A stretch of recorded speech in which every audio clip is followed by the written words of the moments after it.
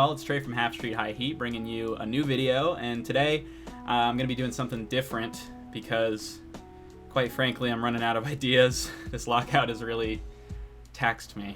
I thought that we'd do something fun and react to some Juan Soto At-Bats, because pretty much any Juan Soto At-Bat can be entertaining in one way or another, so I thought that would be a fun activity. What I'm going to do is I'm going to select a random date from within the 2021 season. If the Nationals played on that day, I will watch a Juan Soto at-bat from that game. And I'll go in order, so I'll start with the first at-bat and my first one that I watched, and then I'll go to the second, and then the third, and then the fourth. So it'll go 1, 2, 3, 4, and then it'll repeat. Yeah, so that's what we're going to do. So let's try it.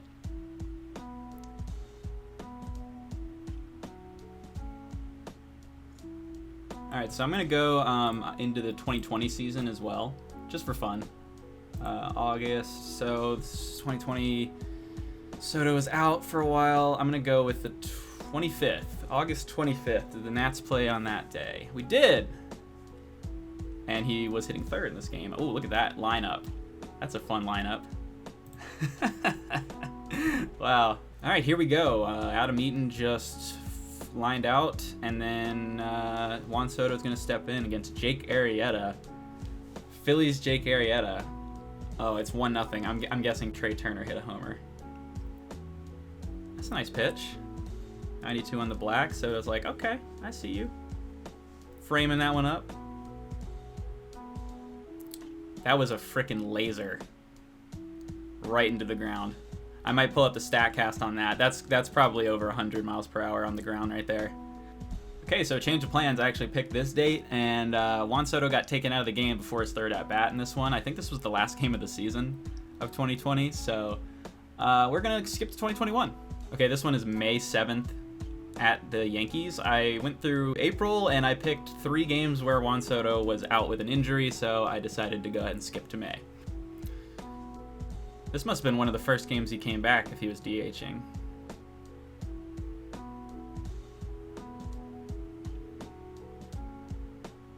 Spits on that one. Gives him a little shuffle and stare. I like it. He's talking to Gary about something. Saying, Gary, give me a fastball, man. Changeup, I think, could have been a sinker, but I think Tyone's sinker is heavier than that, so I'm going with changeup at 88. Nice pitch, got the call. That's another good one. That's tough. Those are 2 tough pitches, and he got a little unlucky. Both of those normally wouldn't get called strikes. It would be one or the other, but he got both. So 1-2 count. Soto goes into crouch. The 2-strike approach thing. We need to get more guys doing this. I mean, Juan Soto can still hit for power from that position. You know, and it just helps him.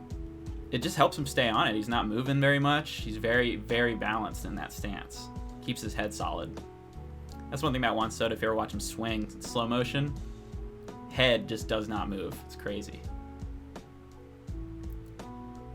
That's a. I mean, if that's not a classic Soto take, I don't know what is. This is a good pitch. Look at this. That's a strike, not a strike, and Soto didn't even think. He didn't even think about swinging to that. Let's see here. And he gave him a nice shuffle. You can tell he was trying to get his rhythm back a little bit off the injury. I mean, that was probably that's a strike, but it does hurt a little bit to get 3 in one at bat that are not really that are borderline, to get all 3 of them called. So I don't know who this umpire is, but no ads. Get out of here, Shaq. Okay, this one's May 19th, and I actually remember this game, and therefore I cheated because I know that Juan Soto's about to hit a home run. But you know, it's kind of crazy that we got 3 outs in a row and Juan Soto gets on base 50% of the time. So yes, I cheated. I know he's about to go deep right here. I don't remember how the AB went. That's a good pitch again, and he just doesn't give in to any pitcher's pitch. It's crazy. This is also the game that Dave Martinez got thrown out because of the Trey Turner base runner interference thing again. where he kicked the base. Basically, you know, every time he takes a... Like, what? What? How do you take this pitch? Back foot slider going straight at the back foot is a strike for 90% of the path. Like, I don't understand how he does these things. I like it when they show the catchers doing the signs, so I know what's coming. Okay, this is a fastball slash sinker. And that's such a funny one, you know, because that's, you look in the zone there and you're like, oh, that's fastball kind of middle, but Soto 3-1's not looking for that. He's looking for that up and in pitch to just do damage with. Now he's going to get a low and in pitch right here, and he's going to crush it, but that's the thing. That's what I was saying earlier. He can still hit bombs with the 2-strike count. It's going to be a slider down and in, and bomb, pasted, destroyed off the scoreboard, absolutely crushed. 107 exit velo. You guys can see that one on there. Destroyed. So yes, I cheated. I did cheat. I knew this was going to be a homer. All right, this is June 22nd at Philly. June 22nd at Philly. First at bat. My homie. Flashback. What are they showing here? June 4th. Ding dong? Oh, yeah, it was. And gave him a little stare down and the spit and the flip. Damn. First pitch. 97 middle. Juan Soto says, bring that here. And that was a freaking cut and a half right there. He was trying to go deep. All right, pitch number 2. Slider inside. Brushing him back, says, get off my plate. Juan Soto says, no, it's my plate. There's nothing you can do about it. I mean, pretty much any player, you know, batter or pitcher, wants to have command of the zone, command of the batter's box, feel comfortable up there. And the best way to get a guy uncomfortable is to do what Zach Wheeler just did. Unfortunately for him, Juan Soto doesn't really abide by those common rules. Okay, so I would say going in. Doesn't seem like Wheeler has much control of this in this first inning here. 3-1, Wheeler laboring. Taking a really long time in between pitches. It's not like him very much. Nice pitch. Nice pitch. Little cutter. I guess that's Wheeler's slider technically, but acts like a cutter. There he goes. And a rip over the second baseman. I think he got that one up on the hands a little bit.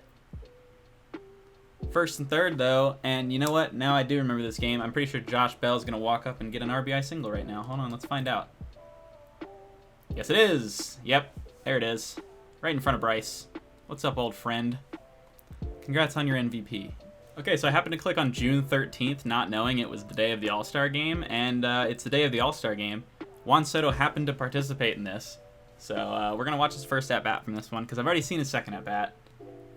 First pitch, Chris Bassett, he's good. Nice little running two-seamer. Soto doesn't care. Okay, so can we just... Hold up. Look at this pitch. Look at that. Look at where that is. You can see it, right? Chris Bassett plays for the A's. Juan Soto has probably never faced him before in a real game. Dude comes out, throws a 94-mile-per-hour two-seamer dotted, and Soto just takes it. Like it was nothing. Probably has never even faced this guy. I'm gonna look that up. Okay, so I didn't find versus Chris Bassett, but I did find that the Nationals and the A's have not played each other since Juan Soto came into the league, which means that he has not faced Chris Bassett one time. Point proven. He's really good at baseball, if you guys couldn't tell. Maybe he was gonna take that pitch all the way, but takes that one. That was a strike. Got called a ball. Close pitch though, and they're showing his home run derby performance. That round with him and Ohtani was so fun. Ohtani was freaking dying. I can't blame him. Doing double duty all season. Then you got to go into cores where the air is lighter, or the thinner, excuse me. And do like an entire weekend of events basically. And then you got to swing like 50 times. I can't blame him for being tired. 3-0. Would be surprised if this is a strike. Oh, okay. It's a walk. Even in the All-Star game, Soto's getting on base the way that he gets on base, which is he gets on base through fear. They're scared to pitch to him, and I can't blame people for being scared. Hey, future national Chris Bryant. Look at that. Okay, this is August 11th at Citi Field. Pitcher is Castro, I believe. Don't know his first name, actually. First pitch is a slider 86 on the black. Backdoor. Really can't put it in a better spot for the get me over slide piece right there. Yeah, August, they didn't bring up Soto's stats, but I'm assuming he's getting on base about 44% of the time at this point. That was a waste pitch, so. Good cut on the slider. I think he was looking for the fastball there. Didn't get it. Goes in the crouch. 1-2. Fouls off a good sinker, and James McCann took a shot. Yeah, he stayed in. Okay. Looking for a 1-2 slider. Hit the back foot. They didn't get it there, and that one is ripped down the line. Is he going to go for 2 here? Conforto cuts it off, and he stays. That was probably smart by Juan Soto there on 2 strikes. Hit pretty hard. I would wager that that's in the at least into the 90s of the exit velos. All right, this one is September 26th, I think. Already forgot. Nationals playing the Reds. Nice pitch from Sonny Gray on the mound there to Soto. This is his second at-bat. He walked in the first one. Shocker. And that's a ball. Sonny Gray's got a nice sinker. I mean, I guess if the best way to limit Juan Soto is to try and make him hit it on the ground, because then he's not hitting it in the air and hitting it out of the ballpark.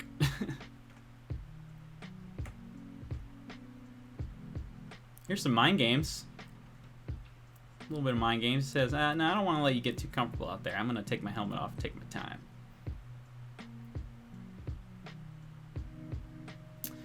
Up and up and up and away. I would think Juan Soto does a lot of his batter's box antics purposely. Like, he will, like, stop and take his helmet off, readjust his gloves, like, hit his bat on the plate, like, look at his cleats. He takes his time because he knows the pitchers don't like it. I think right there he was not looking for the fastball 3-1 because he doesn't really get that pitch very often, so they snuck one by him. And he said, he was just talking to Tucker Barnhart right there. He's like, damn, really, y'all? 3-2, nice cut. They're challenging him. They are. Now, if I'm the pitcher and I see that cut on my fastball, I'm done throwing fastballs. See, look at him. You can see him through the scoreboard doing more batter's box maintenance. He's just getting comfortable. He just does not care what the pitcher's doing out there. It's crazy. Another good pitch. Sonny Gray, I will give you credit, my dude. You got some balls, man, because I would never throw him 2 fastballs in a row like that. Too many pitches into a Juan Soto at bat. He's on you at this point. Yep. Yeah. Eventually, you're going to have to throw him something other than that fastball. So, pretty good at bat from Juan right there. Fought hard and got the walk. We got to get a better ender. We got to get one that I know is good. We're going to watch one. We're going to watch one that he does good in. He hit a home run at some point at Coors. Okay, the at-bat I was thinking of was from this September 19th game against the Rockies, which was actually at home. And I do believe Soto goes deep in this at-bat. 96 on the black from John Gray, who I wanted the Nationals to take a look at in the first part of the offseason, obviously. He got signed by the Rangers for like 4 years, so I didn't want the Nats to go over like 2 years for him, so whatever, but... 0-1 count. Soto's going to get a slider. Try to backdoor him. Did not get it there. Did not get it to the outside. Pasted. Crushed. That's 440 at least. That was 108 minimum, I would think. 111, 454. That's just so ridiculous. And he's not even a home run hitter. Like, that's not that's not his game. His game is on base. His game is hit the ball hard. I mean, it's just home runs come when you can hit the ball hard consistently. I think that's why it's always frustrating when I see a dude with a launch angle approach who doesn't hit the ball hard, because they don't work together. Here we go. Watch his head. And now after the load, his head just doesn't move. It's crazy. yeah, I wanted to end on a good one. So that'll be the end of this here video, and it was kind of different, and I hope that it turns out well. But regardless, I'll be back next week with another video, so stay tuned. Follow us on Twitter at @HalfStreetHighHeat. Follow me on Twitter at reverse 2 R's 2 S's. I'll put it on the screen.